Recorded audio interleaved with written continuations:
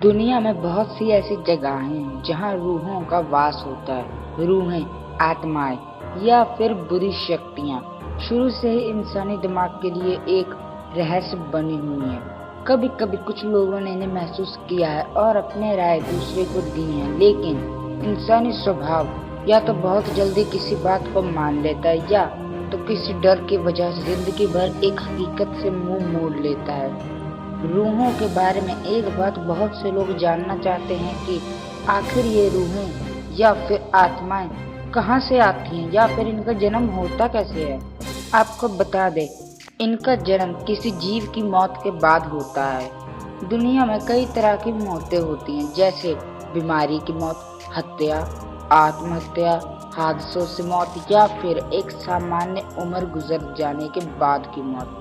लेकिन इन सारी मौतों में से सबसे अलग होती है वो जो सामान्य उम्र गुजर जाने के बाद होती है, जिसे बुजुर्ग लोग मरते हैं। जो भी जीव इस पृथ्वी पर जन्म लेता है उसकी मृत्यु भी तय होती है। यहाँ तक माना जाता है जीव अपने जन्म के साथ अपने मौत का समय और जरिया भी साथ ही लाता है।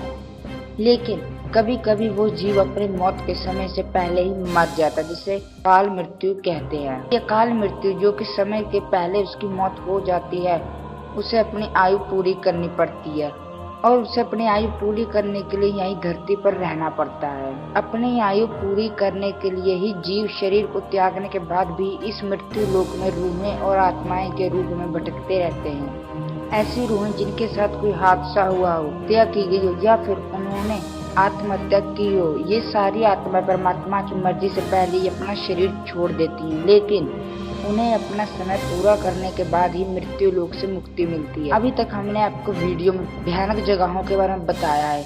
इस वीडियो में मैं आपको ऐसी टनल के बारे में बताऊंगा जहां एक रूह का खौफ इतना है कि वहां आप एक माचिस की तिल्ली जगाने से भी कांप जाओगे। स्क्रीमिंग टनल, जैसे कि नाम से ही आपको आभास हो गया होगा कि इस टनल का खौफ कितना भयानक होगा। ये टनल कनाडा ओंटारियो के नियागारा फॉल्स के पास स्थित है।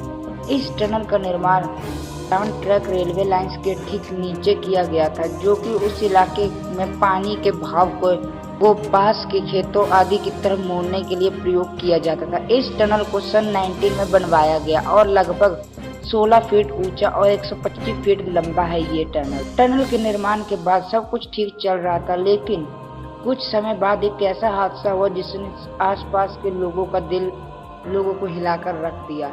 क्योंकि इस टनल के आसपास उस वक्त कुछ खास आबादी नहीं थी और इस टनल में हमेशा पानी ही भरा रहता था। जब पानी भर जाता था तो इस टनल का प्रयोग किया जाता था। उस समय इस टनल में कई हादसे हुए, जिनमें से एक हादसा था जिससे आज भी ओंटारियो उबर नहीं पाया। ये उस समय की बात है जब इस टनल में पानी नहीं था। उस समय टनल के दक्षिण तरफ एक लड़की का घर था। उस घर में एक बाप बेटी रहते थे। उस समय टनल के पास बहुत तेज हवा चल रही थी और चारों तरफ भयानक अंधेरी रात थी। इसी दौरान उस मकान में अचानक आग लग गई। उस समय घर में वो लड़की अकेली थी और पिछले कमरे में थी। हवा का रुख भी उसी तरफ का था और देखते देखते आग ने पूरे तरह से उस मकान को घेर लिया। तब लड़की को आग का पता चला तो वो घर के पिछले हिस्से से भागने के लिए उठी। आग बहुत बढ़ चुकी थी और मकान का एक हिस्सा उसके ऊपर आ गिरा। लड़की किसी तरह से वहां से भाग निकली। उसके कपड़ों में आग लग चुकी थी। लड़की खुद को बचाने के लिए टनल की तरफ भागी ताकि वो टनल के पानी में कूद सके, लेकिन जब तक वो टनल तक पहुंचती वो पूरी तरह से जल चुकी थी और जब उसने टनल में छलांग लगाई तो सीधे जमीन पर आ गिरी। टनल में उस समय पानी नहीं छोड़ा गया था। आग से बुरी तरह लिपटी हुई उस लड़की की चीख उस इलाके में गूंज गई। उसकी चीख इतनी भयानक थी कि आसपास के कई लोग वहां आ पहुंचे और टनल के ऊपर से आग से लड़ती हुई इस लड़की को देखते रहे, लेकिन किसी ने भी उसको बचाने की हिम्मत ना की। आखिरकार आग से हारकर उस जवान लड़की ने वहीं दम तोड़ दिया। इसके अलावा एक और हादसा उसे टनल के पास हुआ था। एक लड़की को उसे टनल में जलाकर मार दिया गया था। जब उस लड़की को वहाँ आग लगाकर जला रहे थे तो वो बहुत चिल्लाई, लेकिन आसपास के लोग पुराना हादसा देखकर और उन्हें लगा कि शायद उसी लड़की की रूह चीख रही है। सुबह जब वो लोग उस टनल के पास गए तो देखा कि एक लड़की का अधजला शव जमीन पर पड़ा था और टनल की दीवारों पर उस लड़की के चढ़ने के निशान भी मौजूद थे। तब से लेकर आज तक उस टनल में आसपास रात में गुजरने से भी लोग डरते हैं। लोगों का कहना है कि आज भी रात को कोई उधर से गुजरता है तो टनल के अंदर से छिसकने की और शरीर के जलने जैसी बदबू आती है। ऐसा माना जाता है कि कोई भी टनल में रोशनी करता है तो उन दोनों लड़कियों की रूहें परेशान होती हैं। एक बार टनल की सफाई के लिए एक आदमी टनल में उतारा गया। उस समय वो टनल की सफाई करते करते थक गया। उसने एक सिगरेट निकाली और उसे जलाने के लिए माचिस निकाली। जैसे ही उसने माचिस जलाई, माचिस बुझ गई। उसने दोबारा कोशिश की तो तेज हवा टनल की दूसरी तरफ से चलने लगी और वो वहां से उठा और हवा से बचने के लिए टनल एक कोने में जाकर माचिस जलाने लगा। जैसे ही उसने तीसरी बार माचिस जलाने की कोशिश की, एक भयानक चीख उस टनल में गूंज गई और उस सफाई कर्मी ने अपने सिर के ऊपर ठीक एक लड़की के साई को देखा जो किसी छिपकली की तरफ टनल की दीवारों पर चिपका हुआ था। उसका पूरा चेहरा जला हुआ था और वो बार बार चीख रही थी। चीख इतनी भयानक थी कि आसपास के लोगों ने भी उसे सुना। टनल के ऊपर काम कर रहे लोग दौड़कर टनल के अंदर झुककर देखने लगे तो उन्होंने देखा कि वो आदमी टनल के अंदर जमीन पर बेहोश पड़ा है। उसके हाथ में माचिस थी।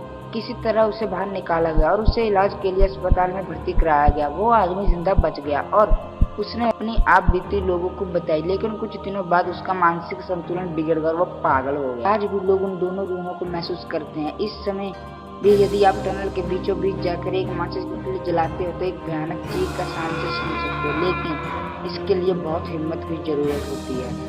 ऐसा करने के दौरान आपकी जान पर भी बन सकती है, आपको बहुत खतरा हो सकता है। पर ये सच है, अगर आप इस टनल में एक तिल्ली भी जगाओगे माचिस तो बहुत भयानक चीख सुनाई देगी। इस टनल का रहस्य ही है, जैसे टनल नंबर 33 का है। मैंने पहले टनल नंबर 33 पर एक वीडियो बनाई है, अगर आपने वो नहीं देखी तो आई बटन पर क्लिक करके देख लो। कमेंट करके बताइएगा आपको वीडियो कैसी लगी और वीडियो को लाइक एंड शेयर कर देना, चैनल को सब्सक्राइब कर देना। Thanks for watching this video.